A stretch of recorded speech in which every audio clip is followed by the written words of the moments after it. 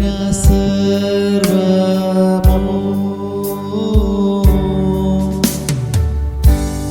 ప్రశస్తమైన నిన్ను విడిచుట ఎంతో దౌర్భాగ్యం, నీవే నా సర్వము. బలహీనతలో నా బలము, నీవేగా నాకు సంపద, నీవే నా సర్వము. ప్రశస్తమైన నిన్ను విడిచుట ఎంతో దౌర్భాగ్యం, నీవే నా సర్వము.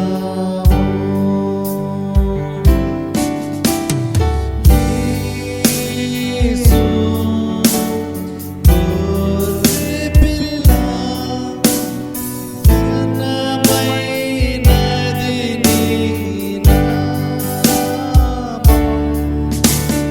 యేసు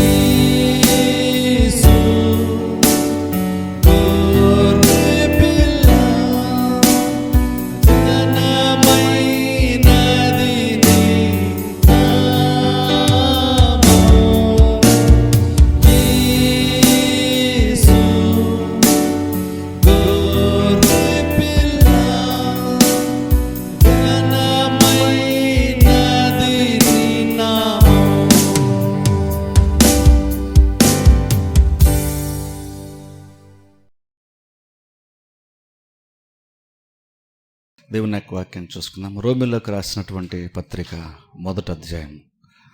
రోమిలోకి రాసినటువంటి పత్రిక మొదటి అధ్యాయము 16వ వచనము నేను చదువుతాను. సువార్తను గూర్చి నేను సిగ్గుపడివాడను కాను, ఏలైనగా నమ్ము ప్రతివానికి, మొదట యూదునికి గ్రీసు దేశస్థునికి కూడా రక్షణ కలుగుజేయుటకు అది దేవుని శక్తి ఉన్నది.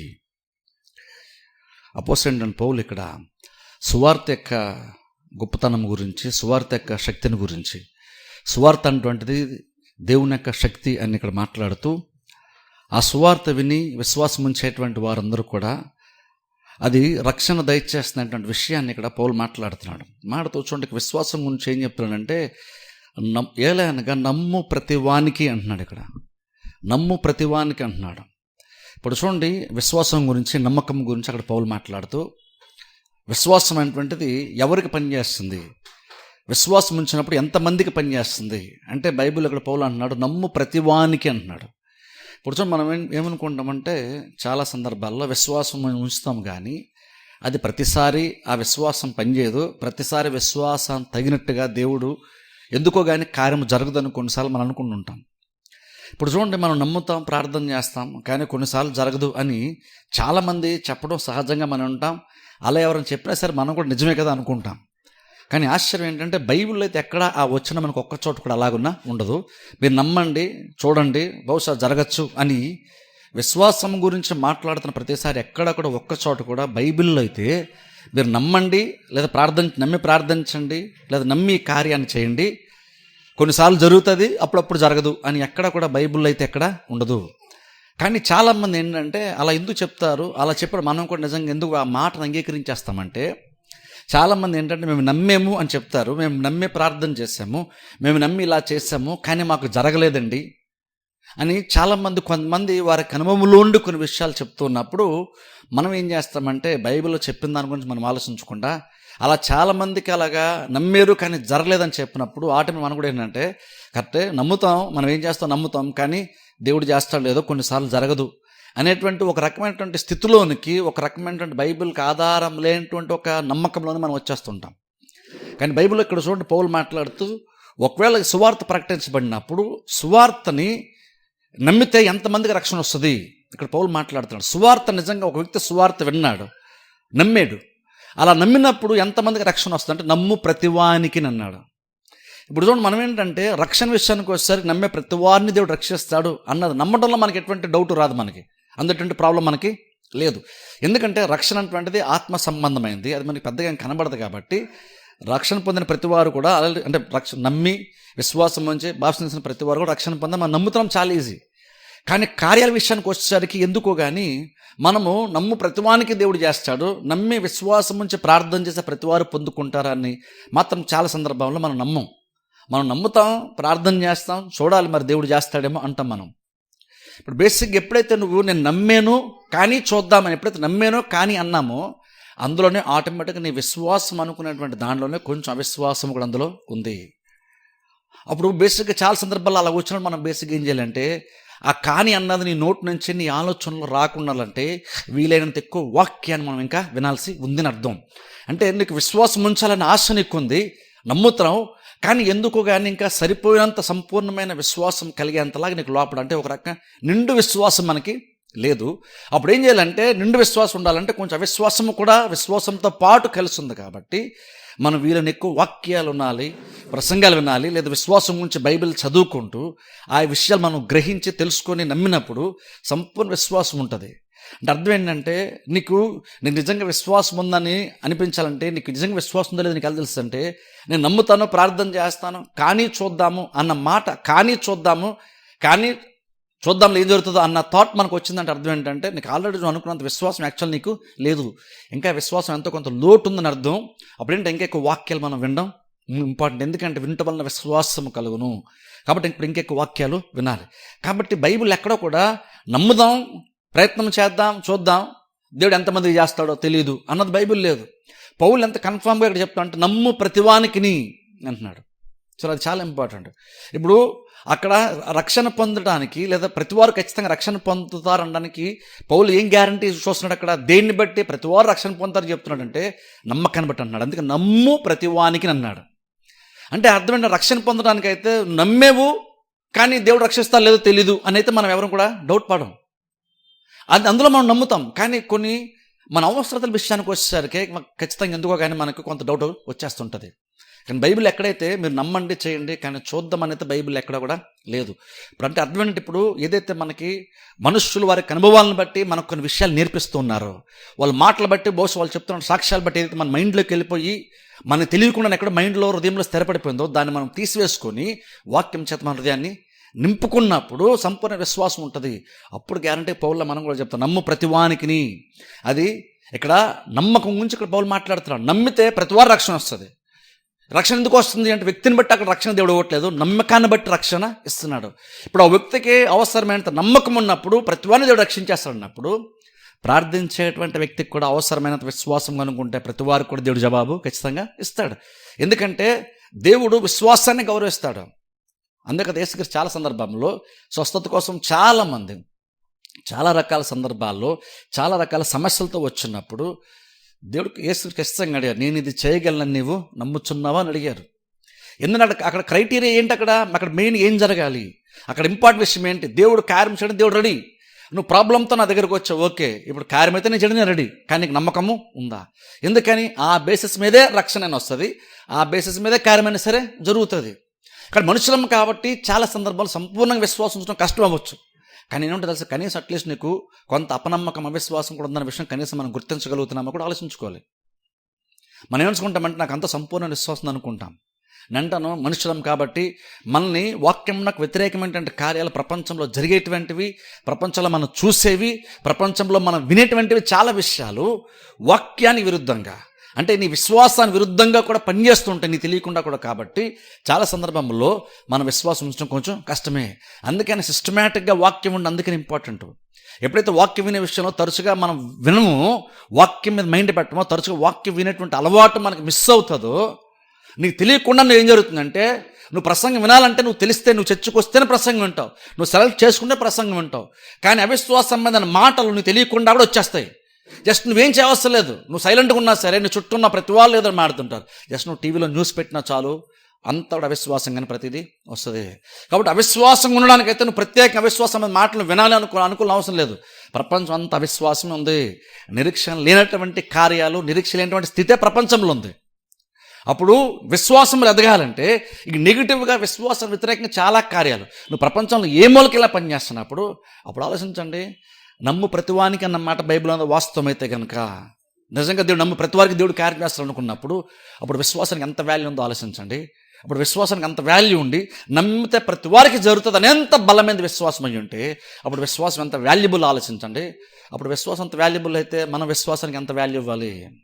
విశ్వాసం ఎదిగే విషయంలో, విశ్వాసాన్ని డెవలప్ చేసిన విషయంలో మనంతా సీరియస్గా ఉండాలి. మనం ఏంటంటే చర్చకొస్తాం, ప్రసంగం వింటాం, కానీ విశ్వాసం ఎదుగుతున్నాం లేదా పెద్దగా మనం ఆలోచించుకోము. వెంటనే వాక్యం ఎందుకు వింటున్నామంటే ఏదో జస్ట్ కొంచెం మెంటల్ సాటిస్ఫాక్షన్ కోసం కాదు, ఎందుకంటే విశ్వాసంలో బలపడడానికి. అప్పుడు మనం విశ్వాసాన్ని సీరియస్ తీసుకుని అందుకని ఇంపార్టెంట్. ఎందుకంటే నీకు తెలియకుండా కూడా అవిశ్వాసము అంటే ప్రపంచం ఆల్రెడీ నూరు పోసేస్తుంది. ప్రపంచం ఆల్రెడీ నూరు పోస్తున్నప్పుడు అప్పుడు వాక్యానికి ఇంకెంత ఇంపార్టెన్స్ ఇవ్వాలి? అప్పుడు విశ్వాసం అంటే నిజంగా వాల్యుబుల్ అని కనిపిస్తే, ఎందుకంటే విశ్వాసం ఉంటే కనుక ప్రతి వారికి దేవుడు కార్యం చేస్తాడన్నప్పుడు ఆ ప్రతి వారిలో నువ్వు కూడా నమ్మకంగా ఉంచగలిగితే నువ్వు కూడా ఒకరిగా ఉంటావు అనుకున్నప్పుడు అప్పుడు నీకు విశ్వాసం ఎంత ఇంపార్టెంట్ అవ్వాలో ఆలోచించండి. ఇప్పుడు విశ్వాసం మనకి ఎంత ఇంపార్టెంట్ అవ్వాలి, ఎందుకంటే మెయిన్ దాన్ని బేస్ చేసుకునే దేవుడు కార్యాలు జరిగిస్తాడు. అందుకని ఇక్కడ పౌలు నమ్ము ప్రతివానికి అంటాడు. అందుకే చూడండి, ఒక ఎగ్జాంపుల్ చూద్దాం. మార్కు సువార్తలకు వెళ్దాం ఒకసారి. మార్కు సువార్త 9వ అధ్యాయము. మార్కు సువార్త 9వ అధ్యాయము. మార్కు సువార్త 9వ అధ్యాయము 23వ వచనం నేను చదువుతాను, తర్వాత పైన విషయం ఎక్స్ప్లెయిన్ చేస్తాను. మార్కు సువార్త 9వ అధ్యాయము 23వ వచనము నేను చదువుతాను. ఏమైనాను నీ వలనైతే మా మీద కనికరపడి మాకు సహాయము చేయమనెను. ఇప్పుడు చూడండి 23వ వచనం. అందుకు యేసు, నమ్ముట నీ వలనైతే నమ్మువానికి సమస్తము సాధ్యమే అని అతనితో చెప్పాను. వెంటనే ఆ చిన్నవాని తండ్రి, నమ్ముచున్నాను, నాకు అపనమ్మకం ఉండకుండా సహాయము చేయమని బిగ్గరగా చెప్పాను. ఇక్కడ చూడండి, గమనిస్తే ఒక వ్యక్తి తన కుమారునికి మూగదెయ్యం పట్టి అది వచ్చినప్పుడల్లా తన కుమారుని పడేస్తుందంట. అప్పుడు నొరగొక్కుచు భయంకరంగా బిహేవ్ చేస్తాడు. కొన్నిసార్లు నీళ్ళల్లో, కొన్నిసార్లు అగ్ని కూడా పడేస్తుంది ఆ దురాత్మని. ఆ తండ్రి వచ్చి శిష్యుల దగ్గర తీసుకొచ్చాడు. ద ప్రాబ్లం ఏంటంటే శిష్యులు ఆ దురాత్మను వదిలించలేకపోయారు. అప్పుడు ఆ వ్యక్తి యేసుక్రీస్తు దగ్గరకు వచ్చాడు. యేసుక్రీస్తు దగ్గరకు వచ్చినప్పుడు చూడండి, వెంటనే అక్కడ క్రీస్తు ఆయన మాట అంటున్నారు, నేను ఇది చేయగలనని నీవు నమ్ముచున్నావా? అక్కడ ఏమన్నాడంటే, నీ వల్ల కనుక అది నైతే. ఇప్పుడు చూడండి, నీ వల్ల అన్నమాట ఎందుకన్నాడు? ఆయన యాక్చువల్ నిజంగానే నమ్మకంతో వచ్చాడు. కానీ ఎప్పుడైతే శిష్యుల వల్ల జరగలేదో ఆటోమేటిక్గా ఏమనుకున్నాడంటే, శిష్యుల వల్ల అవ్వలేదు కాబట్టి బహుశా యేసుక్రీస్తు వల్ల కూడా అవుతాదో లేదో అని కొంచెం డౌట్ ఆటోమేటిక్గా ఆయనకి వచ్చేసింది. ఇప్పుడు అదే అంటాను చూడండి, అందుకే మనం ఎప్పుడు కూడా అందుకని మనుషుల మీద కంటే దేవుని మీద ఎక్కువ నమ్మకం పెట్టడం చాలా చాలా ఇంపార్టెంట్. మనం అన్యులను నడిపించినా సరే మనం పాస్టర్ దగ్గర నడిపించలేదు, మనుషుల దగ్గర నడిపించలేదు, మనం దేవుని దగ్గర నడిపిస్తున్నాం. చాలా మంది ఏంటంటే మనుషుల దగ్గరకు వచ్చినప్పుడు మనుషులు ఫెయిల్ అయితే దేవుడు కూడా ఫెయిల్ అయిపోయి అనుకుంటారు. ఏమంటారు, నేను చర్చికి వెళ్ళండి, వాళ్ళు చెప్పారు నేను చేశాను కానీ నాకేం జరగలేదని చెప్పి చాలా మంది అన్యులు కూడా చెప్పేవాళ్ళు ఉంటారు. నేను చర్చికి వెళ్ళాను నాకు కానీ ఏం జరగలేదు, ఆ దేవుడు అంటారు కానీ అదేం జరగదు అని చాలా మంది అనేవాళ్ళు ఉంటారు. ఇక్కడ శిష్యుల దగ్గర జరిగినప్పుడు కూడా ఆ వ్యక్తి దగ్గరకు వచ్చి అన్నాడు, నీ వల్ల ఏమనైతే కనుక నాకు సహాయము చెయ్యి. ఎంతో కొంత డౌట్ ఉంది కానీ ఇంకా ఎంతో కొంత ఖచ్చితంగా నమ్మకం కూడా ఆ తండ్రికి ఉంది. అప్పుడు ఆ నమ్మకంతో యేసుక్రీస్తు దగ్గరికి వచ్చినప్పుడు నీ వల్ల ఏదైనా అయితే నాకు సహాయం చేయమన్నప్పుడు క్రీస్తు వెంటనే నా వల్ల అసాధ్యమైనది ఏదీ లేదు అని తన గురించి తాను చెప్పుకోలేదు. అక్కడ క్రీస్తు అంటే అర్థం ఏంటంటే, అద్భుతం జరగడానికి, కార్యము జరగడానికి, ప్రార్థన జవాబు రావడానికి కారణము బేసిక్గా దేవుళ్ళో యాక్చువల్గా లేదు. ఎందుకంటే ఆయన కార్యం చేసే విషయంలో, ఆయన సమర్థతలో, ఆయన శక్తిలో, ఆయన సామర్థ్యంలో ఎప్పుడూ కూడా ఏ సందర్భంలో కూడా లోపము ఉండదు. అంటే అర్థం ఏంటంటే, బేసిక్గా మనకు కొన్నిసార్లు కార్యం జరగట్లేదు అనుకున్నప్పుడు మనం పరీక్షించుకోవాలి కానీ దేవుని టెస్ట్ చేయడం కాదు. ఇప్పుడు చాలామంది ఏమంటారు, నేను నమ్మానంటే కానీ దేవుడు ఎందుకో చేయలేదని అంటారు. అంటే బేసిక్గా వాళ్ళు ఏమనుకున్నానంటే, నేనైతే దేవుడు చెప్పిన ప్రతిదీ చేశాను, దేవుడు చెప్పాడని నమ్మకం కూడా ఉంది, కానీ ఎందుకో ఆయనే చేయలేదు. ఎక్కడైనా సరే ఎప్పుడైనా సరే దేవుని విషయంకి వచ్చేసరికి ఫెయిల్యూర్ ఉంటే అది ఖచ్చితంగా మనుషులుగా మన వైపు ఉంటుంది కానీ దేవుని వైపు ఎప్పుడు కూడా ఉండదు. అప్పుడు కార్యం జరగనప్పుడు మనం ఏంటో చెక్ చేసుకోవాలి కానీ దేవుడు ఏంటో చెక్ చేసే ప్రయత్నం మనం చేయకూడదు. ఇక్కడ ఆయన యేసుక్రీస్తు దగ్గరకు వచ్చి నీ వల్ల ఏమైనా నాకు సహాయం చేయమన్నప్పుడు యేసుక్రీస్తు అన్నారు, నేను ఇది చేయగలనని నమ్ముచున్నావు. నమ్ముటి నీ వల్ల అయితే నువ్వు కనుక నమ్మగలిగితే, ఏదో నా మీద ఉందా నీ వల్ల నువ్వు అంటున్నావు, నా వల్ల కాదు నీ వల్ల అవుతుందా నమ్మకం. నేను చేయగలను, అందులో డౌట్ లేదు. నా సమర్థతలో ఎవరు డౌట్ పడాల్సిన పని లేదు. ఎందుకంటే విశ్వాసం అంటే దాంట్లోనే తెలియకుండా ఉండేటువంటి ఒక విషయం ఏంటంటే, దేవుని యొక్క సమర్థతను మనం నమ్ముతున్నాం, అదే విశ్వాసం. ఇప్పుడు నీ వల్ల అయితే అని కొంచెం డౌట్ పడ్డామంటే దేవుని యొక్క సమర్థత మీద నీకు డౌట్ వస్తుంది, అది విశ్వాసం. కాబట్టి ఇక్కడ క్రీస్తు అంటున్నారు, నా వల్ల అన్నది కాదు ఇక్కడ ఇష్యూ, నీ వల్ల అవుతుందా. ఏమవుతుంది నా వల్ల, మనుషుల వల్ల ఏమవుతుందంటే నమ్మటం నీ వల్ల, విశ్వాసం నీ వల్ల అవుతుందా. విశ్వాసంతో నీ వల్ల అయితే, విశ్వాసంతో ఎవరైనా నా దగ్గరికి వస్తే వాళ్ళందరికీ కార్యము జరుగుతుంది. అయితే తండ్రి ఏంటంటే ఆయన నమ్ముతున్నాడు కానీ ఇంకెక్కడో కొంచెం డౌట్ ఉంది కదా అంటున్నాడు. నమ్ముతున్నాను కానీ అపనమ్మకం రాకుండా నాకు సహాయం చేయమని కేకలేసాడని బైబిల్లో చూస్తున్నాం. అంటే ఒక రకంగా అనిపిస్తుంది ఆ తండ్రికి ఫ్రస్ట్రేషన్ చూస్తున్నా అక్కడ.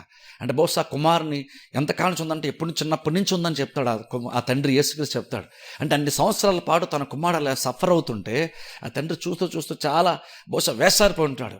ఇప్పుడు ఏదో క్రీస్తు ఏదో చేస్తాడని నమ్మాడు కాబట్టి యేసుక్రీస్తు దగ్గరికి వచ్చాడు. కానీ ఇప్పుడు ఆయన నమ్మకంను క్వశ్చన్ చేస్తున్నప్పుడు ఆయన నమ్మకం ఉంది కానీ ఎక్కడో ఏంటంటే ఎంతో కొంత బహుశా అపనమ్మకం కూడా ఉందేమన్న అన్నటువంటి ఒక డౌట్ ఆయనకు వచ్చి ఆ నిస్పృహలో ఆయన అంటున్నాడు, అపనమ్మకం రాకుండా నాకు సహాయం చేయి. ఇప్పుడు చూడండి, ఇది నిజంగా కనుక ఎవరైనా దేవుని దగ్గరకు వచ్చినప్పుడు నిజంగా విశ్వాసం ఉండి ఖచ్చితంగా సిన్సియర్గా, నాకు కూడా ఎంతో కొంత డౌట్ వచ్చేస్తుంది అప్పుడప్పుడు. నేను కూడా చర్చలు వాక్యం వింటున్నప్పుడు బాగుంటుంది కానీ బయటికి వెళ్ళాక అంత విశ్వాసము నాకు ఉండట్లేదని అర్థమైనప్పుడు ఖచ్చితంగా సిన్సియర్ కనుక దేవుని దగ్గరికి తండ్రిలాగా కనుక వెళ్తే ఎవరికైనా సరే దేవుడు సహాయము చేస్తాడు. గత అంత సిన్సియర్గా ఒప్పుకునే వాళ్ళు ఉంటారు ఈ రోజుల్లో. నాకు నమ్మకం ఉంది కానీ ఎంతో కొంత ఎక్కడో దగ్గర నాకు తెలియకుండా ఎక్కడో డౌట్ వచ్చేస్తుంది నాకు.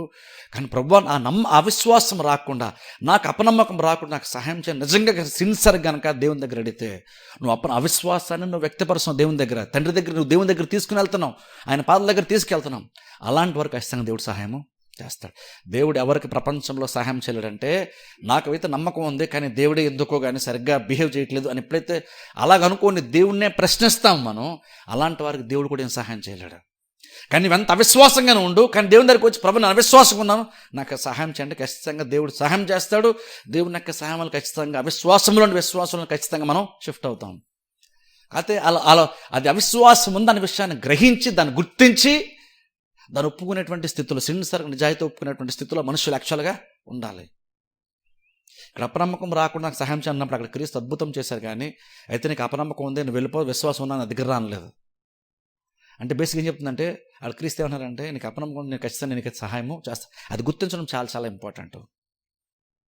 ఎందుకంటే చూడండి, నిజంగా మనం దేవుని దగ్గరకు వచ్చి మనకి నమ్మకం లేనప్పుడు దేవుని దగ్గరకు వచ్చి చెప్పుకోవడంలో తప్పే లేదు యాక్చువల్గా. ఎందుకంటే మన పెద్ద ప్రాబ్లం ఏంటో తెలుసా? మనకు అసలు చెప్పండి, ముందు నిజంగా నీకు బలం ఇచ్చేటువంటి కార్యం విశ్వాసం. నీకు నిజంగా విశ్వాసం అనేటువంటి బలమైతే అవిశ్వాసం అంటే నిజంగా నీకు ఉన్నటువంటి ఒక బలహీనత. ఫస్ట్ నువ్వు దాన్ని వదిలించుకోవాలి.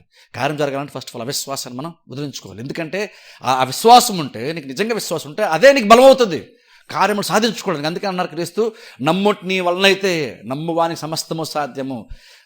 సమస్తం ఎలా సాధ్యం అయిపోతుంది అంటే విశ్వాసం నీకు బలాన్ని ఇస్తుంది, సాధ్యపరచుకోవడానికి బలాన్ని ఇస్తుంది. అది అవిశ్వాసం ఏం చేస్తుందంటే నీకున్న బలాన్ని తీసేస్తుంది. నువ్వు సాధ్యపరచుకోగల దాన్ని కూడా నువ్వు అసాధ్యంగా అది మార్చేస్తుంది. అంటే ఒక చెప్పాలంటే అవిశ్వాసం ఉంటే నువ్వు దాన్ని పొందుకోవడానికి నిన్ను చేతకాని వానిలాగా మార్చేస్తుంది అవిశ్వాసం. అదే కనుక విశ్వాసం ఉంటే అదే సమర్థుడిగా మార్చేస్తుంది. ఎందుకంటే చూడండి, అందుకే విశ్వాసం అంటే దాన్ని మనం సీరియస్ తీసుకోవడం చాలా ఇంపార్టెంట్. మనం ఈ రోజుల్లో మనకి నాకు ఆ ప్రాబ్లం, నాకు హెల్త్ ఇష్యూ, లేదా నాకు ఫైనాన్షియల్ ప్రాబ్లం, నాకు ఆ ప్రాబ్లం ఈ ప్రాబ్లం అంటాం. నేనంటాను విశ్వాసంగా గుర్తించు, నీకు నిజమైనటువంటి ప్రాబ్లం యాక్చువల్గా అది కాదు. నిజమైన ప్రాబ్లం నీకు విశ్వాసం లేకపోవడమే. ఎందుకంటే హెబ్రీ పత్రిక 11వ అధ్యాయంలో అక్కడ పౌలు విశ్వాసం మాడుతూ, విశ్వాసం అన్నది నిరీక్షింపబడు వాటి యొక్క నిజస్వరూపము, అదృశ్యమైనటువంటి ఉన్నవి అనడానికి రుజువై ఉంది. అదృశ్యమైనటువంటి ఉంది అనడానికి. ఏదైతే నువ్వు ప్రాబ్లం చూస్తున్నావో ఆ ప్రాబ్లం దృశ్యమైంది, నువ్వు చూడగలుగుతున్నావు కాబట్టి అది ఖచ్చితంగా దృశ్యమైందే. హెబ్రీ పత్రికలో విశ్వాసం గురించి పౌలు మాట్లాడుతున్నప్పుడు చెప్తున్నటువంటి మాట ఏంటంటే, నువ్వు చూడగలుగుతున్నటువంటి ప్రతీది కూడా దృశ్యమైంది, దృశ్యమైనది ప్రతీది కూడా అల్పమైనటువంటిది, నువ్వు చూడగలిగే ప్రతీది కూడా మారిపోద్ది. అప్పుడు అర్థం ఏంటంటే, మనకు ఉండేటువంటి సమస్యలు ఏవైతే ఉన్నాయని నువ్వు సమస్యలను డీటెయిల్గా మాట్లాడుతున్నావు అంటే అర్థం ఏంటి, నీకు ప్రాబ్లం నీకు బాగా అవగాహన ఉంది అంటే నువ్వు దాన్ని క్లియర్గా నువ్వు అర్థం చేసుకుని చూడగలుగుతున్నావు. నువ్వు చూడగలుగుతున్నావు అంటే అర్థం ఏంటి, అది దృశ్యమైంది. దృశ్యమైంది ఎప్పటికైనా సరే అది చేంజ్ అయిపోయేటువంటి అవకాశం దానికి ఉంది. అదృశ్యమైనటువంటి నిత్యంలో అని పౌలు అంటున్నాడు. అంటే ఇప్పుడు అక్కడ యాక్చువల్గా మనకి ఇప్పుడు ఏం జరగాలప్పుడు, అందుకే మనం విశ్వాసం ఉంచడం ప్రాముఖ్యం. అందుకనే నువ్వు కనిపించేది చూడడం, ప్రాబ్లం గురించి అందుకే మనం ఎక్కువ మాట్లాడకూడదు, ప్రాబ్లం గురించి ఎక్కువ డిస్కస్ చేయకూడదు. నువ్వు కనిపించేదంతా కూడా దృశ్యమైనటువంటి అది ఎప్పటికైనా మారిపోద్ది. అప్పుడు మారిపోయేటువంటి దాని గురించి మనం బేస్ చేసుకొని, మారిపోయే దాన్ని ఆధారం చేసుకుని ఎందుకు ఆలోచించాలి, మారిపోయి దాన్ని బేస్ చేసుకుని ఎందుకు మాట్లాడాలి. ఎందుకంటే ఈరోజు ఉంది, రేపు అది మారిపోద్ది కదా. ఎలాగో నీకు అది ఉండడం నీకు ఇష్టం లేదు, అప్పుడు దాని గురించి మాట్లాడడం, మనసు అదృశ్యమైనటువంటి దాని గురించి అంటే విశ్వాస సంబంధంగా మనం ఎందుకు మాట్లాడకూడదు, అలాగెందుకు ఆలోచించకూడదు. ఎందుకంటే అదృశ్యమైనటువంటివే నిత్యములని పౌలు చెప్తున్నాడు కాబట్టి.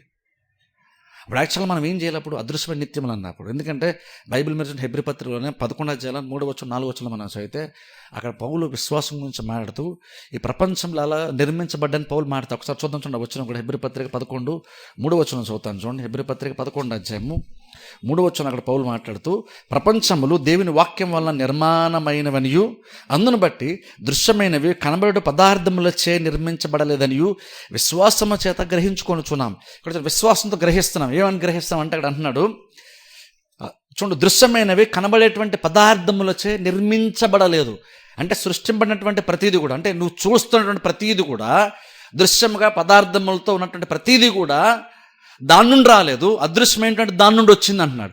అది ఎలా గ్రహిస్తున్నాం? విశ్వాసాన్ని బట్టి గ్రహిస్తున్నాం అదృశ్యమైన దాని నుండి వచ్చిందని. ఇప్పుడు అంటే చూడండి, ఇప్పుడు మనం కూడా బాగానే ఉంటాం, దేవుడు మనల్ని కూడా సహాయం చేస్తాడు, మనం కూడా రాబోతున్న నిర్మల్లో బాగానే ఉంటాం అన్నది ఎలా వస్తుంది?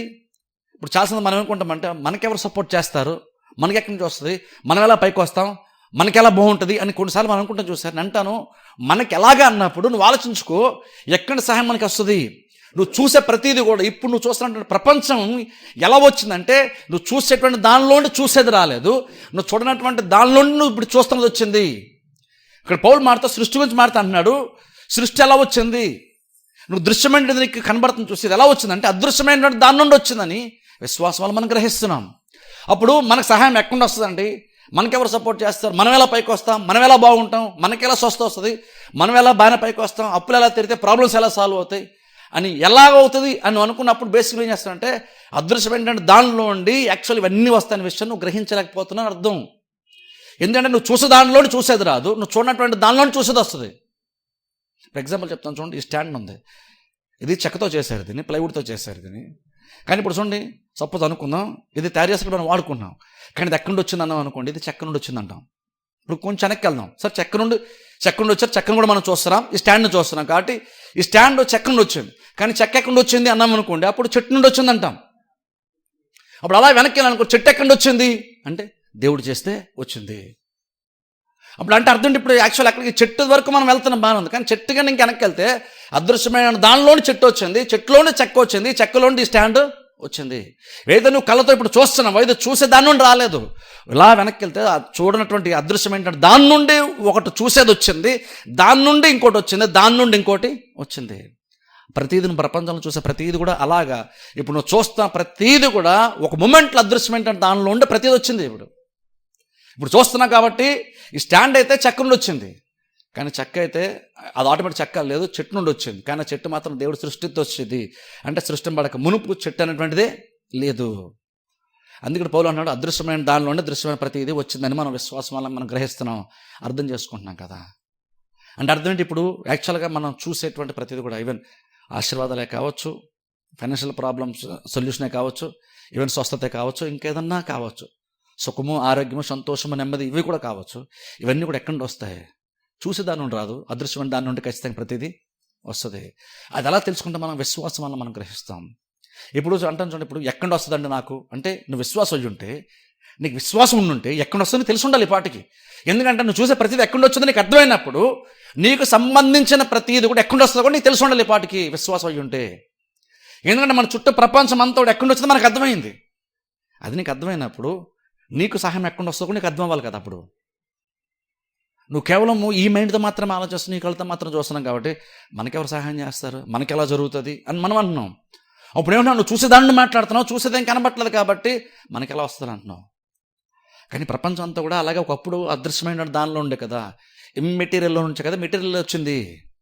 ఒకప్పుడు ఇదేదీ లేదు, కానీ ఇదంతా కూడా దేమి కానటువంటి శూన్యంలో ఉండే కదా దేవుడు ప్రతిదీ చేశాడు. అప్పుడు మన లైఫ్లో కూడా అంతే కదా, ప్రతిదీ కూడా శూన్యంలో ఉండే దేవుడు ప్రతిదీ చేసినప్పుడు అలాగే ప్రతిదీ వస్తుంది కదా. కాదు నువ్వు చూసే ప్రతిదీ అదృశ్యమైన దాంట్లో వచ్చేదని ఎలా గ్రహిస్తున్నాం? విశ్వాసం వల్ల గ్రహిస్తున్నాం. అప్పుడు ఎంత పెద్ద ప్రపంచం, భౌతికమైన ఎంత పెద్ద ప్రపంచము నువ్వు ప్రతిదీ టచ్ చేసినా, ప్రతిదీ చూడగలుగుతున్నావు, అర్థం చేసుకోగలుగుతున్నావు. ఇదంతా అదృశ్యమైనటువంటి దానిలో ఉండి ఎంత పెద్దది వచ్చింది అనుకున్నప్పుడు అప్పుడు మన ప్రాబ్లం సొల్యూషన్ కూడా అదృశ్యమైన దానిలో ఉండే కదా మనకు వస్తుంది. అది గ్రహించినప్పుడు అప్పుడు ఏం చేయాలి?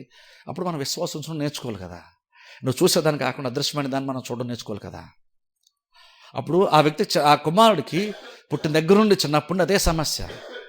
బహుశా యేసుక్రీస్తుని సంధించినంత వరకు, బహుశా యేసుక్రీస్తు పరిచయం స్టార్ట్ చేయనంత వరకు, ఆ యేసుక్రీస్తు గురించి బహుశా విన్నంత వరకు ఆయనకు అనిపించుండొచ్చు ఏమనంటే ఈ ప్రాబ్లంకి జీవితాంతం సొల్యూషనే లేదు అనుకుని ఉండాలి. బహుశా ఆయన నాకు సహాయం ఎవరు చేస్తారు, ఎక్కడ వస్తుంది అనుకుని ఉంటాడు బహుశా.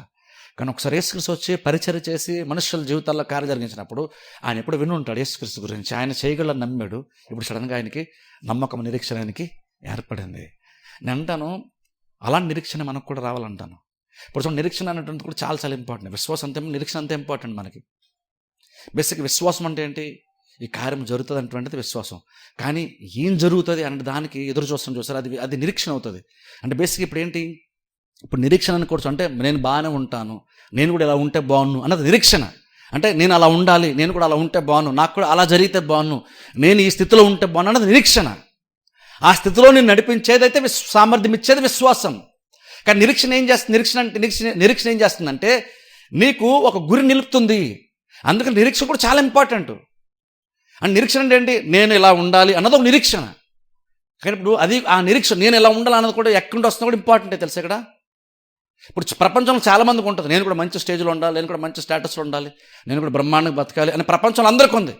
ఈ రోజుల్లో మోటివేషన్ ప్రతి వాళ్ళకు ఉంది, నేను కూడా బాగుండాలి, నేను కూడా మంచిదిలో ఉండాలి, నేను కూడా అందరికంటే గొప్పగా ఉండాలి అని ప్రపంచంలో ప్రతి వాళ్ళకు ఉంది. ఇప్పుడు వాళ్ళందరూ నేను కూడా ఈ స్థాయిలో ఒక టైం వస్తే నేను కూడా ఆ రేంజ్లోకి వెళ్తానండి, అప్పుడు అందరి సంగతి నేను చెప్తానంటే అని ప్రపంచంలో చాలామంది అంటారు అలాగా. వెంటనే ఎందుకు నేను ఆ స్థాయిలోకి వెళ్తానని నువ్వు అంటున్నప్పుడు నీకు ఆ ప్రేరేపణ ఎక్కడి వచ్చింది? అన్యుల సంగతి పక్కన పెడతాం, విశ్వాసంగా మన గురించి ఆలోచన చేద్దాం. నేను కూడా ఓ టైం వస్తే ఎలా ఉంటాను, అప్పుడు అందరి సంగతి చెప్తానండి, అప్పుడు నేనంటే చూపిస్తానండి.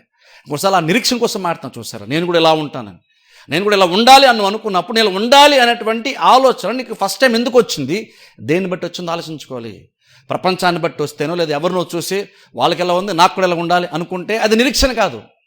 బైబిల్ నిరీక్షణ, నువ్వు బైబిల్ వాక్యం ఉంటున్న దాన్ని బట్టి రావాలి. అంటే ఎగ్జాంపుల్ చూడండి, ఇప్పుడు పిల్లలు కావాలనుకోండి, అందరికి ఉన్నారు నాకు లేరు, కానీ నాకు కూడా టైం వస్తే అని అందరూ చూసి కాదు, నీకు బైబిల్ అబ్రాహామును చూసి నీకు అనిపించాలి, అది నిరీక్షణ అవుతుంది. అది నిరీక్షణ అవుతుంది. దానికి విశ్వాసం జత అయితే కార్యము జరుగుతుంది. పక్కింటి వాళ్ళకి ఎదురుంటి వాళ్ళకి ఉంది మనకు కూడా అనుకుంటే అది బైబిల్ నిరీక్షణ కాదు. అది బైబిల్ నిరీక్షణ ఏంటంటే, నువ్వు నిరీక్షణ స్టార్ట్ అవుతుంటే ఎక్కడ స్టార్ట్ అవుతుంది తెలుసా? ప్రపంచాన్ని చూసిన అందరూ పైకి వచ్చేస్తున్నారు, మనం కూడా పైకి వచ్చేయాలి ఎలాగోలా. అది నిరీక్షణ కాదు. నిరీక్షణ అంటే ఏంటంటే, నువ్వు చర్చిలో కూర్చొని వాక్యం వినేటప్పుడు లేదా ఇంట్లో కూర్చొని బైబిల్ చదువుతున్నప్పుడు, కొంతమంది యొక్క భక్తుల యొక్క జీవితాలను చదువుతున్నప్పుడు, వాళ్ళ స్థితిగతులను దేవుడు మార్చినది చూస్తున్నప్పుడు, ఓ అబ్రహాముకి అంత వృద్ధాప్యంలో కూడా మృతతుల్యమైనటువంటి శరీరంతో ఉన్నప్పుడు కూడా దేవుడు ఆ వ్యక్తిని నడిపించాడు, కుమారుని ఇచ్చాడు. సో కాబట్టి ఖచ్చితంగా నా జీవితంలో కూడా దేవుడు కార్యము చేస్తాడు. అలాగే అబ్రహాం బట్టి నిరీక్షణ రావాలి. హిజ్కియాని దేవుడు స్వస్థపరిచాడు, ఇంకా చాలామంది దేవుడు బాగు చేశాడు. యోబుని బాగు స్వస్థపరిచాడు దేవుడు. ఇలా బైబిల్లో చాలామంది, సువార్తలు చాలామంది బాగు చేశాడు. అప్పుడు స్వస్థ మనకి ఎందుకు రావాలి? బయట వాళ్ళని చూసి కాదు, నువ్వు చర్చ వాక్యం వినేటప్పుడు కొంతమంది దేవుడు స్వస్థపరిచాడు అన్న విషయం నీకు అర్థమైనప్పుడు, దేవుడు నన్ను కూడా బాగు చేయాలి, నేను కూడా ఆరోగ్యంగా ఉండాలి అనేటువంటి థాట్ని ఫస్ట్ ఆఫ్ ఆల్ నీకు రావాలి. అప్పుడు అది గురవుతుంది, నేను కూడా స్వస్థత పొందుకోవాలన్నటువంటి ఆశని కలుగుతుంది. అది నిరీక్షణ, బైబిల్ నిరీక్షణ. అప్పుడు ఆ గురి ఎద్దకు చేరడానికి విశ్వాసం నువ్వు ఉంచుతావు. విశ్వాసం నిన్ను తీసుకెళ్తుంది, అక్కడికి సాధించి పెడుతుంది. విశ్వాసం నీకు సామర్థ్యాన్ని ఇస్తుంది. అది యాక్చువల్ ఇప్పుడు చూడండి, విశ్వాసం నిరీక్షణ ఎలాంటిదంటే, నిరీక్షణ అనేటువంటిది ఒక రకంగా చెప్పాలంటే, ఒక ఇల్లు కడుతున్నాం అనుకుందాం. ఇల్లు కడుతున్నప్పుడు ఇల్లు కట్టడానికి నిరీక్షణ అనేటువంటిది ఒక ప్లాన్ లాంటిది. బ్లూ ప్రింట్ ప్లాన్ అంటాం చూసారా? నిరీక్షణ అనేటువంటిది ఒక ప్లాన్ లాంటిది. అంటే నేను ఇల్లు ఇలా కడతాను, ఇన్ని ఫ్లోర్లు ఇలాగెలాగన్నది అది ప్లాన్, అది బ్లూ ప్రింట్ ప్లాను. కానీ ఇప్పుడు జస్ట్ నీ దగ్గర నిరీక్షణ ఉంది కాబట్టి కార్యం జరిగిపోద్దా? నీ దగ్గర బ్లూ ప్రింట్ ఉంది, ఇల్లు ఇలా కట్టుకోవాలని బ్లూ ప్రింట్ ఉంది లేదా ప్లాన్ ఉంది, నీ దగ్గర ప్లాన్ ఉంటే ఇల్లు వచ్చేస్తుంది ఆటోమేటిక్గా? రాదు. నిరీక్షణ అంత మాత్రాన ఇల్లు కట్టేలేవు నువ్వు. నిరీక్షణ అంటే నేను ఇలా కడతాను లేదా ఇలా కడదానంటే ఆలోచనతో నేను ఉన్నాను. మరి దాన్ని నడిపించేది ఏంటి, దాన్ని సామర్థ్యించేది ఏంటంటే విశ్వాసం.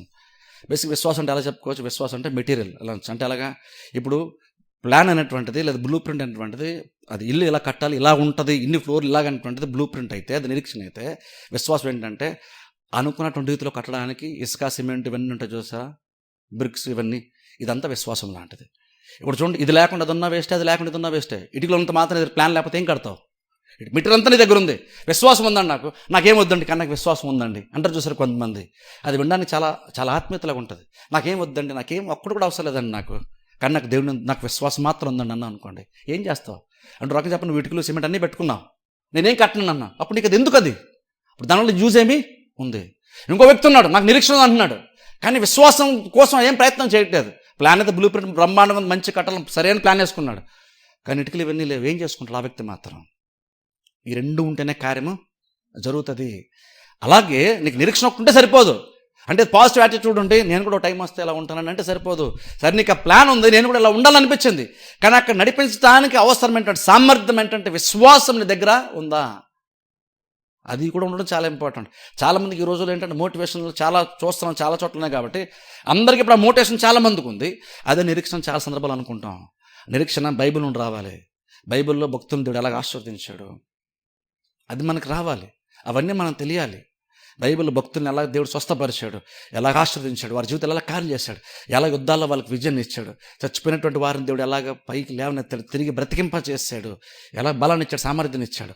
వాళ్ళకి ప్రాబ్లమ్స్ వచ్చినప్పుడు ప్రాబ్లమ్స్ వాళ్ళు ఎలా సాల్వ్ చేసుకున్నారు, ఇజ్రాయెల్ దేశానికి శత్రువు ద్వారా సమస్య వచ్చినప్పుడు ఆ సమస్యను వాళ్ళు ఎలా తీర్చుకున్నారు, అవన్నీ చదువుతున్నప్పుడు మనకు కూడా ఇప్పుడు నిరీక్షణ వస్తుంది. ఎలాగంటే ఓ ఇజ్రాయెల్ దేశానికి ఒక ప్రాబ్లం వచ్చింది, ఆ ప్రాబ్లం సాల్వ్ దేవుడు చేసినప్పుడు ఖచ్చితంగా నాకు వచ్చినటువంటి ప్రాబ్లం కూడా దేవుడు సాల్వ్ చేస్తాడు కదా, అది నిరీక్షణ. ఇప్పుడు ఆ సాల్వ్ అవ్వడానికి అవసరమైనటువంటి విశ్వాసం నీ దగ్గర ఉండాలి. ఎందుకంటే నువ్వు దాన్ని నెరవేర్చుకోవాలనుకుంటే ఇప్పుడు నీకు విశ్వాసము ఉండాలి. విశ్వాసం సామర్థ్యం ఇస్తుంది, నువ్వు అనుకుంది జరుగుతుంది. అందుకని విశ్వాసం అందుకని సీరియస్గా తీసుకోవడం చాలా ఇంపార్టెంట్. నేను అంటాను చూడండి, నిజంగా చెప్తున్నాను, నీకు ఈ రోజుల్లో నీ దగ్గర నీ చేతిలో రూపాయి లేకపోయినా పెద్ద ప్రాబ్లం ఏం కాదు తెలుసా. విశ్వాస సంగతి చెప్తున్నాను, ప్రపంచ సంగతి చెప్పట్లేదు. నీ చేతిలో ఈరోజు రూపాయి లేకపోయినా పెద్ద ప్రాబ్లం ఏమీ కాదు. కానీ నీకు విశ్వాసం లేదనుకో, నీ దగ్గర డబ్బు ఉన్నా సరే ప్రాబ్లమే. నీ దగ్గర డబ్బు ఉన్నా సరే ప్రాబ్లమే. ఎందుకంటే నీ దగ్గర డబ్బు ఉండి విశ్వాసం లేకపోతే ఉన్నదని త్వరలోనే కోల్పోతావు ఖచ్చితంగా. కానీ విశ్వాసం ఉందనుకో, నీ దగ్గర ఏమీ లేకపోయినా సరే ఖచ్చితంగా రేపు విశ్వాసం ఉంది కాబట్టి ఆ విశ్వాసం అదృశ్యమైన దాన్ని కూడా దృశ్యంగా తీసుకొస్తుంది. కాబట్టి ఈరోజు డబ్బు లేకపోవచ్చు, కానీ నీకు విశ్వాసం ఉంటే ఖచ్చితంగా ఈ రేపు ఖచ్చితంగా నీ విశ్వాసాన్ని బట్టి దేవుడు కార్యం జరిగిస్తాడు. నీకు ఖచ్చితంగా సామర్థ్యం కూడా, నీకు ఆర్థిక సామర్థ్యం కూడా నీకు ఖచ్చితంగా దేవుడు ఇస్తాడు. అంటే మనకి పెద్ద ప్రాబ్లంగా నువ్వు చూడాలంటే విశ్వాసగా నీ దగ్గర నాకు అది లేదు అన్నది ప్రాబ్లంగా నువ్వు చూడొద్దు. నువ్వేది నిజమైనటువంటి విశ్వాసకి నిజమైనటువంటి సమస్య ఏంటంటే విశ్వాసం లేకపోవడమే ప్రాబ్లం. అందుకని క్రీస్తు ఇలా వచ్చినప్పుడు ఈమెను అక్కడ కూడా చూడండి, ఆ తండ్రిని ఆ యేసుక్రీస్తు అడుగుతారు, ఎంతకాలం నుండి ప్రాబ్లం ఉంది అయ్యా? పుట్టిన దగ్గర ఉంది, వాళ్ళు చిన్నప్పటి నుంచి ఉందయ్యా. అబ్బో చిన్నప్పటి నుంచి ఉందా అని యేసుక్రీస్తు ఏం ఆశ్చర్యపోలేదు. అబ్బో చాలా పెద్ద ప్రాబ్లంలే, ఇన్ఫర్మేషన్ కోసం చెప్పా. అసలు ఎంతకాలం ప్రాబ్లం అడిగారు, కానీ ప్రాబ్లం ఎంత పెద్దో తెలుసుకోవడానికి కాదు. ఎందుకంటే యేసుక్రీస్తుకి ప్రాబ్లం చెందే పెద్దనేమీ లేదు. నిన్న వచ్చిన కాబట్టి ఈరోజు వదిలించేస్తానులే, 10 సంవత్సరాల క్రితం వదిలించలేను, కొంచెం కష్టపడాలి. క్రీస్తుకి అలాగేమీ లేదు. కాబట్టి నిజంగా క్రీస్తు వచ్చిన అందుకనే ప్రతి వాళ్ళని కూడా ఏం కోసం చేశారు? నమ్ముతున్నావా? ఎందుకంటే నీకు ఏ జబ్బు ఉన్నదన్నది ప్రాబ్లం కాదు, నీ కుమారుడికి ఎన్ని దయ్యాలు పట్టి అన్నది ప్రాబ్లం కాదు, నీకు ఏ రోగం వచ్చిందన్నది ప్రాబ్లం కాదు. అందుకని ప్రాబ్లం ఎప్పుడు హైలైట్ చేయలేదు, విశ్వాసాన్ని హైలైట్ చేశారు. ఎందుకంటే నీకు ఎన్ని ప్రాబ్లమ్స్ ఉండొచ్చు, నువ్వు కానీ నమ్మకంతో వస్తే నీ ప్రాబ్లమే కాదు. ఈ రోజుల్లో మనం కూడా అది గుర్తించడం చాలా మనకి ఇంపార్టెంట్. నిజంగా మన ప్రాబ్లం ఏదైతే ప్రాబ్లం అనుకొని 10 మంది చెప్పుకుంటున్నామో అది కాదు మన ప్రాబ్లం. యాక్చువల్గా మన ప్రాబ్లం ఏంటంటే నీకు ప్రాబ్లం ఉన్నప్పుడు ప్రాబ్లం గురించి ఆలోచించే బదులు విశ్వాసాన్ని డెవలప్ చేసుకోవడానికి ప్రయత్నం చేయొచ్చు కదా. ఆ టైంలో ప్రాబ్లం గురించి కూర్చొని ఆలోచిస్తూ దిగులు పడుతూ ఏడుస్తూ కూర్చున్న బదులు ఆ ప్రాబ్లమ్ని మనం సాల్వ్ చేసుకోవడానికి విశ్వాసం అవసరం కాబట్టి. ఎందుకంటే అదే కదా మన ప్రతి సమస్యకి సొల్యూషన్ తెచ్చేది అదన్నప్పుడు ప్రాబ్లం కళ్ళముందు పెట్టుకుని కూర్చొని దాని గురించి ఎంత ధ్యానించినా, దాని గురించి ఎంత ఆలోచించినా సొల్యూషన్ మనకు దొరకదు. అప్పుడు ఏం చేయాలి? ప్రాబ్లం కళ్ళముందు కనబడుతున్నప్పుడు దాని ప్రాబ్లం కంటే ముందు విశ్వాసాన్ని నిలుపుకోవాలి, దేవుని పెట్టుకోవాలి, దేవుని యొక్క వాక్యాన్ని పెట్టుకోవాలి. అదృశ్యమైనటువంటి దాన్ని నిదానించి చూడగలగాలి. మనం ప్రాబ్లంను కాదు చూడాల్సిందే, మనం అదృశ్యమైన దాన్ని చూడాలి. ఎందుకంటే అదృశ్యమైన దానిలోనే దృశ్యమైన ప్రతిదీ కూడా వచ్చింది. ఈ కుమారుడికి ఒకప్పుడు స్వస్థత లేదు, కానీ ఒక స్ప్లిట్ మూమెంట్లో దేవుడు కార్యం చేశాడు, స్వస్థత వచ్చేసింది. చాలా కాలంలో ఏంటంటే ఒక ఆరోగ్యము, క్షేమము, స్వస్థత సడన్గా వెళ్ళొచ్చింది. అదృశ్యమైన దాంట్లో ఉంది, సడన్గా దృశ్యమైన దానిలోకి అది ఎప్పేర్ అయిపోయింది, వచ్చేసింది, అది అలా మారిపోయింది. అది అలాగే ప్రాబ్లం అయినా అలాగే మారిపోద్ది ఏదైనా సరే. కాదంటే మనకు అంత విశ్వాసం ఉందా? ప్రాబ్లం ఎంత పెద్ద అయినా సరే కావచ్చు, విశ్వాసం ఉంచగలిగేటువంటి స్థితి మనకి యాక్చువల్గా ఉందా?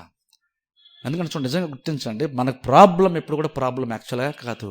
అందుకని ప్రాబ్లం కోసం మాడకండి, విశ్వాసం కోసం మాట్లాడండి. ఇది ఈ మాట నేను చెప్పట్లేదు, మీ ప్రాబ్లంగా నేను అంటలేదు, క్రీస్తు అంటున్నారు. ఎంతమంది ప్రాబ్లంతో వచ్చినా సరే అబ్బో ఇది చాలా పెద్ద ప్రాబ్లమే, కొంచెం కష్టపడాలి అని క్రీస్తు ఎక్కడ అనలేదు. ఎందుకంటే దేవుని దృష్టిలో ఏ సమస్య కాదు. భూమి శూన్యంగా నిరాకారంగా ఉన్నప్పుడు, అంటే ఒక ఫార్మ్ లేదు, ఒక షేప్ లేదు, ఏమీ లేనప్పుడే దేవుడు ప్రతిదానికి ఒక మంచి రూపాన్ని తీసుకొచ్చాడు. ఒక అర్థవంతమైన ఒక సృష్టిని దేవుడు, అంత అద్భుతమైన సృష్టిని దేవుడు చేశాడు. ఏ శూన్యములో నుండి చేశాడు దేవుడు, ఏమీ లేని దానిలో నుండి చేశాడు. అప్పుడు అంటాను, మనకు స్వస్థత కానీ ఆశీర్వాదమే కానీ ఏదైనా సరే సిలువ ఆల్రెడీ దేవుడు ప్రొవైడ్ చేశాడు కదా, సమకూర్చాడు కదా, సిద్ధపరిచాడు కదా. ఆల్రెడీ సిలువ ప్రూవ్ చేస్తుంది కదా మనకి. ఆయన పొందిన దెబ్బల చేత మనకి స్వస్థత. ఆయన మన వ్యసనములను భరించాను, మన పాపమును, శిక్షను, శాపమును కూడా భరించాడు. అప్పుడు శాపమును భరించడం అర్థం అంటే ఇప్పుడు నీకు ఆశీర్వాదం దేవుడు రెడీగా ఉన్నాడు, ఆశీర్వాదం రెడీగా ఉంది. అప్పుడు అది గ్రహించినప్పుడు అదృశ్యం ఉంది, కాకపోతే నేను దృశ్యం ఉందని మార్చుకోవాలి. కాబట్టి విశ్వాసము ఉంచాలి కదా. మనం యాక్చువల్గా ప్రతిదీ కూడా విశ్వాస సంబంధంగా ఆలోచించడం చాలా ఇంపార్టెంట్. ప్రాబ్లం వచ్చినప్పుడు ప్రాబ్లం కోసం ఎక్కువ ఆలోచించద్దు. కాకపోతే మనం ఎక్కువ దానికోసం ఆలోచిస్తుంటే మనకు ఒక రకమైన సాటిస్ఫాక్షన్. ప్రాబ్లం గురించి ఎక్కువ ఆలోచిస్తూ ఉంటే అదొక బాధ్యత అనుకుంటాం. ప్రాబ్లం గురించి ఆలోచిస్తుంటే రెస్పాన్సిబిలిటీ కదండి, అంత భారం ఉందండి, మరి ప్రాబ్లమ్స్ ఉన్నాయి కదండి కుటుంబంలో, అందుకని పాపం ఆలోచించి నలిగిపోతున్నారండి అంటారు. విశ్వాసం అయితే నువ్వు అంతగా నలిగిపోకూడదు, విశ్వాసం అంత నలిగిపోకూడదు. యాక్చువల్గా సమస్య మనం బాధిస్తుంది అంటే బాధిస్తుంది, నేను అసలు బాధించదండి, మనం హ్యాపీగా నవ్వుతూ గడిపేస్తాం. ప్రాబ్లమ్స్ కూడా నేను చెప్పట్లేదు, నీకు బాధ ఉంటుంది, ఖచ్చితంగా బాధ ఉంటుంది. కానీ ఏమంటే బయటికి ఎలా వస్తావు అది ఆలోచించావు నువ్వు. సరే ప్రాబ్లం అర్థమైంది, దానికి బయటికి దారి ఏంటి? బైబిల్లో దేవుడు ఏ దారి చూపించాడు బయట రావడానికి? ఆ దారి నువ్వు వెతికే ప్రయత్నం చేయనంత వరకు నువ్వు ప్రాబ్లం మధ్యలో కూర్చున్నా సరే, నువ్వెంత బాధపడుతున్నా సరే దానివల్ల యూజ్ మనకేమీ ఉండదు. సొల్యూషన్ అంటే దేవుడు ఒక దారి పెట్టి చూపించాడు. ప్రతి ప్రాబ్లమ్స్కి ఒక దారి ఉంది. అదే నమ్మకము, విశ్వాసము. నమ్ము ప్రతి వాహానికిని అని పౌలు అన్నాడు రోమపత్రిక 1వ అధ్యాయంలో. కాబట్టి నమ్మితే నమ్ము ప్రతి వాహానికి అన్నప్పుడు నన్ను ప్రాబ్లం ఏదైనా సరే కావచ్చు, కానీ నమ్మే ప్రతి వానికి దేవుడు చేస్తున్నారు. ప్రతివారు అన్న మాట ఏం చెప్పాలంటే, నేను కూడా విశ్వాసం ఉంచాలనేటువంటి ఒక ఆసక్తి నీలో రేపాలి, నేను కూడా ప్రార్థించాలనేటువంటి ఒక ఆసక్తి మనలో రేగాలి. ఒక జస్ట్ అనుకుందాం చూడండి, అప్లై చేసే ప్రతి వాళ్ళకి ఉద్యోగం ఇస్తాను గవర్నమెంట్ అందనుకోండి, అప్పుడు ఏం చేస్తాం? అందరికీ జాబ్ ఇస్తాను ఖచ్చితంగా మనం వదులుతామా? అప్పుడు ఎంత కష్టమైనా సరే అప్లై చేయడానికి ఏమేమి పెట్టాలి అని ప్రూఫ్స్ అన్ని పెట్టేసి అప్లై చేయడానికి కష్టపడతాం. ఎందుకని అందరికీ అన్నప్పుడు ఆటోమేటిక్గా ప్రతి ఓడి పెట్టేస్తాడు. జస్ట్ మనుషులు చూడండి, జస్ట్ ఒక 1000 ఉద్యోగాలు అంటే 10 లక్షల మంది ఇప్పుడు అప్లై చేస్తాం జాబ్కి. అంతమంది ఎందుకంటే ఎక్కడో కొంచెం మనకు రాదేమో అనేటువంటి ఒక భయం ఉన్నా సరే, ఎంతో కొంత ఏమో రావచ్చేమోలే, తగలచ్చేమోలే అనేటువంటి ఆశ ప్రతి వాళ్ళకి ఎంతో కొంత ఉండి 1000 జాబులు ఉంటే 10 లక్షల మంది అప్లై చేస్తారు ఈ రోజుల్లోనే గవర్నమెంట్ జాబ్స్కి. అంటే ఎంతో కొంత నిరీక్షణ వాళ్ళకు కూడా ఏదో రకంగా మనకు కూడా పొరపాటునే తగిలేస్తుందేమో అనేటువంటి ఒక ఆశ. అలాంటప్పుడు మనిషి మెంటాలిటీ అది అయినప్పుడు, ప్రపంచం యొక్క విధానం అది అయినప్పుడు ప్రతి వానికి వస్తుందని కనుక ఒక గవర్నమెంట్ చెప్తాడు. పరిస్థితి అంటే ఆలోచించండి. కానీ ప్రపంచం ఎప్పుడు అది చెప్పలేదు. ఎవరికి ప్రతి వారికి ఆఫర్ ప్రపంచంలో ఎవరికి ఇవ్వలేదు. ప్రపంచానికి అంత సామర్థ్యం లేదు. కానీ దేవుడు అంటున్నాడు నమ్ము ప్రతి వానికి అన్నాడు. అప్పుడు అంటాను మనకి ఎంత ప్రేరేపణ మనకి యాక్చువల్గా రావాలి. ప్రార్థించాలని ప్రేరణ ఎంత రావాలి మనకి, విశ్వాసం ఉంచాలన్నట్టు ప్రేరణ ఎంత మనకి రావాలి. ఎందుకంటే ప్రతి వానికి దేవుడు చెప్పేసినప్పుడు మనకు స్కోప్ చాలా దేవుడు పెంచేసిన తర్వాత ఇంకా మనం కూర్చొని ఏమో దేవుడు చేస్తాడు లేదో అని ప్రాబ్లం వచ్చి మనం మాడుతున్నామంటే మన యాక్చువల్ విశ్వాసం యొక్క వాల్యూ యాక్చువల్ మనకి తెలియట్లేదు. విశ్వాసం యొక్క సామర్థ్యం మనకు తెలియట్లేదు అర్థం. దేవుడు ప్రతివానికి అన్న తర్వాత ఆటోమేటిక్గా నేను ఇలా ఎందుకు ఉండాలి అనిపించాలి. ప్రార్థించాలని ప్రేరణ ఖచ్చితంగా మనకు రావాలి. నేను కూడా విశ్వాసం ఉంచాలని ప్రేరణ ఖచ్చితంగా మనకి రావాలి. ఎందుకంటే ప్రతివానికి అన్నాడు దేవుడు. అప్పుడు అంటాను అది మనల్ని ప్రేరేపించాలి. ఏది ప్రతివానికి అన్న మాట మనల్ని ప్రేరేపించాలి. ఏం ప్రేరేపించాలంటే ప్రాబ్లమ్స్ ఉన్నాయి, కానీ నేను కూడా ఏదో రకం విశ్వాసం కనుక ఉంచగలిగితే ఈ ప్రాబ్లం చిటికలో సాల్వ్ అయిపోద్ది కదా. అప్పుడు అలా మనకి విశ్వాసం అంటే విశ్వాసం అలా పురుకల్పబడాలి. దేవుడు మనకి అంత స్కోప్ ఇచ్చిన తర్వాత కూడా ఇంకనో ఏమో జరుగుతుందో లేదో అన్నామంటే నీకు ఇంకా యాక్చువల్గా మనకి ఇంకా మనం దేవుడు ఎలా అంటాడో మనకు అర్థం కావట్లేదు. దేవుడు ఏం చేయడం అడుగున్నాడో మనకు అర్థము కావట్లేదని అర్థం. దేవుడు మనకి ప్రపంచానికి అంత స్కోప్ ఇచ్చాడు. దేవుడు నమ్ము ప్రతివానికి అన్నమాట ప్రపంచాన్ని ఎవరిస్తారు చెప్పండి? ఎవరెవరు కానీ దేవుడు ఇచ్చాడు. కానీ ఇంక నువ్వు మనకి నమ్మడం చాలా కష్టమైపోతుంది. ప్రతివానికి అని దేవుడు చెప్పిన తర్వాత కూడా అంటే ఒక రకంగా ఎలాగుందంటే గవర్నమెంట్ నీకు జాబ్ ఇస్తా, ఎవరైనా అప్లై చేసిన ప్రతి వాళ్ళు జాబ్ ఇస్తానంత కూడా నీకు అప్లై చేయడం నువ్వు కష్టపడిపోతున్నావు. సొనుక్కుని నమ్ము ఇన్ని పేపర్స్ పెట్టాలా, ఇన్ని ప్రూఫ్లు పెట్టాలా, ఇవన్నీ జెరాక్స్లు తీయాలా. గవర్నమెంట్ అంత స్కోప్ ఇస్తే ఉరుగుల పరుగుల అందరూ అప్లై చేస్తారు కదా. 50% ఛాన్స్ ఉన్నా సరే చాలా ఇంట్రెస్ట్కి వెళ్ళిపోతాం. త్వరగా వీలంత త్వరగా అప్లై చేసేద్దాం అనుకుంటాం. మరి దాని మీద ప్రపంచానికి ఇంట్రెస్ట్ ఉన్నప్పుడు విశ్వాసంగా మనకి దేవుడు నమ్మితే కొంతమందికి నేను చేస్తాను, మొదటగా నమ్మిన 100 మందికి నేను చేస్తాను దేవుడు అంటలేదు. నమ్ము ప్రతివానికి, నువ్వు నమ్మేటువంటి వాళ్ళు నువ్వు లాస్ట్ ఉన్నా సరే నీకు కూడా జరుగుతుంది దేవుడు చెప్తున్నాడు. అప్పుడు దేవుడు ఎంత అవకాశం మనకి ఇచ్చినప్పుడు మనం ఆ దేవుని యొక్క మైండ్ అర్థం చేసుకుని ఎంతగా మనం ముందుకు రావాలి, అంతగా మన ఆసక్తిని కనపరచాలి. ఎంతగా అప్పుడు మనకేమర్థం అంటే నమ్ము ప్రతివానికి దేవుడు చెప్పినప్పుడు నేను నా ప్రాబ్లం ఎందుకు మాట్లాడుతాను, నేను త్వరగా వెళ్తాను, దేవుని ప్రార్థన చేస్తాను, నేను త్వరగా దేవుని నమ్ముకుంటాను, విశ్వాసంతో ముందుకు వెళ్తాను, విశ్వాసంలో కంటిన్యూ అవుతాను అని మనకు అనిపించాలి. విశ్వాసం ఉండడానికి కష్టపడాలి. విశ్వాసం ఉండడానికి మనం కష్టపడాలి. ఎందుకంటే ఒక్కసారి నువ్వు కనుక విశ్వాసం వచ్చేస్తే ప్రాబ్లం ఈజీగా సాల్వ్ అయిపోతుంది. అంటే కష్టపడు దేనికంటే విశ్వాసం ఉండడానికి కష్టపడదాం. మనం ప్రాబ్లం కోసం చెప్పుకోవడానికి అది కష్టపడాల్సిందే. 10 మంది యొక్క జాలి కదా మనకు కావాల్సింది. మనం దేవుని దగ్గరికి వెళ్ళి నీకు విశ్వాసం ఉంది, నీ నమ్మకము చొప్పున నీకు జరుగుతుంది అని దేవుడు చెప్పేంతలాగా మన విశ్వాసము ఉంచాలి. దేవుడు మనకు అంత స్కోప్ మనకి ఇచ్చాడు. అప్పుడు అంటాను మన ప్రాబ్లం పెద్ద ప్రాబ్లం యాక్చువల్ మనకి నిజంగా కానే కాదు. అది మైండ్లో ఎక్కించుకోండి. మన ప్రాబ్లమే కాదు. మన ప్రాబ్లం అంటే విశ్వాసం బహుశా లేకపోవడం ప్రాబ్లం. విశ్వాసం ఉంటే ఖచ్చితంగా కార్యము దేవుడు చేస్తాడు. విశ్వాసం ఉందనుకోండి, వాళ్ళు బిహేవ్ చేసే విధానం, వాళ్ళు మాట్లాడే విధానమే డిఫరెంట్గా ఉంటుంది తెలుసా. ఆ రక్తస్రావ గల స్త్రీ చూడండి, నేను ఇలా వస్త్రం మాత్రం ముడితే నేను బాగుపడతాను, ఎంత రిస్క్ తీసుకుంది చూడండి. డాక్టర్ దగ్గరికి వెళ్ళడానికి అంత రిస్క్ లేదు ఆమెకి, కానీ యేసు దగ్గరికి వెళ్ళాలంటే ఇప్పుడు చాలా రిస్క్ ఉంది. 100 మంది జనసం అడ్డు ఉంటారు, వాళ్ళు ఎవరికి తెలియకుండా క్రీస్తు దగ్గరికి వెళ్ళాలి, అంత రిస్క్ ఉంది. కానీ తీసుకుంది. అంత రిస్క్ ఎందుకు తీసుకుంది? అది ఆమెకు రిస్క్ లాగా అనిపించలేదు యాక్చువల్ చెప్పాలంటే. ఎందుకు అనిపించలేదు? విశ్వాసం ఉంది కదా. ఏదో రకంగా వెళ్ళిపోయి ఆయన వస్త్రం ముట్టేసుకుంటే చాలు నా ప్రాబ్లం సాల్వ్ అయిపోద్ది. కాబట్టి ఆ ప్రాబ్లం సొల్యూషన్ నేను వెళ్తున్నప్పుడు ఈ మధ్యలో ఎంతమంది నాకు అడ్డుపడుతున్నా సరే ఏదో రకంగా నేను దగ్గరికి వెళ్ళిపోవాలి, ఆయన చేరాలి అని వస్త్రచంగా మాత్రం నేను ముట్టేసుకుంటే చాలు. జనసమూహం దాటుకుంటూ యేసుక్రీస్తుని కేకలేదాం. చాలామంది కేకలు వేశారు, దేవుని యొక్క అటెన్షన్ని పొందారు. కానీ ఈమె అసలు యేసుక్రీస్తు యొక్క అటెన్షన్ కోసం అసలు ఏం ట్రై చేయలేదు. సైలెంట్గా వెళ్ళిపోదాం అనుకుంది. ఎంత కష్టపడి ఉంటుందో ఒకసారి ఆలోచించాను. కనీసం క్రీస్తు ఆమె చూస్తున్నానంటే పాపం ఆవిడ వస్తుంది, రానివ్వండి అని క్రీస్తు అనేవాళ్ళేం బహుశా. అసలు దేవుడు ఆమెను యేసుక్రీస్తు ఆమెను చూడాలని కూడా ఆమె అనుకుంటుంది. అసలు నాకు ఆమెను చూడాల్సిన అవసరం లేదు. నాకు ఎంత నమ్మకం అంటే, విశ్వాసం అంటే, నేను సైలెంట్గా వెళ్ళి ఆయనకి చెప్పకుండా కూడా, నా ప్రాబ్లం చెప్పుకోకుండా కూడా వస్త్రచని పట్టుకుంటే నాకు వచ్చేస్తా. అంత విశ్వాసం ఆమెకు. అప్పుడు ఎన్ని సమస్యలు, మనుషుల ద్వారా ఎన్ని సమస్యలు, అడ్డులు, ఆటంకాలు వచ్చినా సరే ఆమె దాటుకుంటూ ఏదో రకంగా చేరుకుంది యేసు దగ్గరికి. నంటన్ అంత బలంగా ఒక విశ్వాసి ఈ రోజుల్లో ప్రయత్నం చేస్తాడా ప్రాబ్లమ్ సాల్వ్ చేసుకోవడానికి? అంత బలంగా సమస్యను ప్రాబ్లం అంటే అడ్డు. ఇప్పుడు మనకి బేసిక్ అడ్డు ఏంటి? బహుశా నువ్వు చర్చకొచ్చి వాక్యం ఉండడానికి అడ్డు, లేదా బహుశా నువ్వు ప్రార్థన చేయడానికి అడ్డు, లేదా ఇంకేదో కార్యం చేయడానికి అడ్డు. అడ్లన్నిటిని ఛేదించుకుంటూ నిజంగా మనము కార్యాన్ని చేయగలమా? నిజంగా విశ్వాసం ఉంటే అలా చేస్తాం. అలా చేస్తే కార్యం తప్పకుండా జరుగుతుంది. గుర్తుపెట్టు, నమ్ము ప్రతివానికి, అది దేవుడు చెప్తున్నమాట. నమ్మిన ప్రతివాడు రక్షణ వస్తుంది, నమ్మిన ప్రతివానికి దేవుడు కార్యం చేస్తాడు. ఆ ప్రతివాడిని అన్న మాట తరచుగా మనం వాడతాం కదా, అందులో చాలా బలం ఉంది. దేవుడు చెప్పినప్పుడు అప్పుడు మనం అనుకున్నాం, ఇంకా నేను ఎందుకు ప్రతివానికి ఇది జరిగిపోద్దని దేవుడు, ప్రతి సమస్యకి పరిష్కారం దేవుడు ఆయన దగ్గర పెట్టినప్పుడు, ప్రతి వాళ్ళకి అందులో అవకాశం ఉందని చెప్పినప్పుడు నేను ఎందుకు అక్కడ వెళ్ళకూడదు? ఆ నమ్మకం నేను ఎందుకు ఉంచకూడదు? నేను విశ్వాసం ఉంచకూడదు? నా కళ్ళ ముందు కనబడుతున్నటువంటి ప్రాబ్లమ్ని, నన్ను ఇబ్బంది పెడితే ప్రాబ్లమ్ని నేను అసలు లెక్కే చేయను.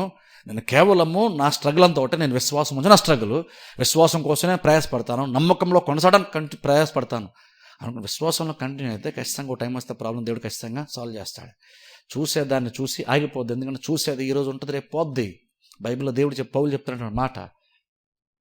ఎందుకంటాను, నిరీక్షణ విశ్వాసం కలిగి మనం ముందుకు వెళ్తూ ఉంటే ఖచ్చితంగా ప్రాబ్లము సాల్వ్. ఎందుకంటే నమ్ము ప్రతివాడు రక్షణ పొందుతాడు, నమ్ము ప్రతివానికి కార్యము జరుగుతుంది. ప్రార్థన చేసి అందరూ తల వంచగలి మూసుకోండి.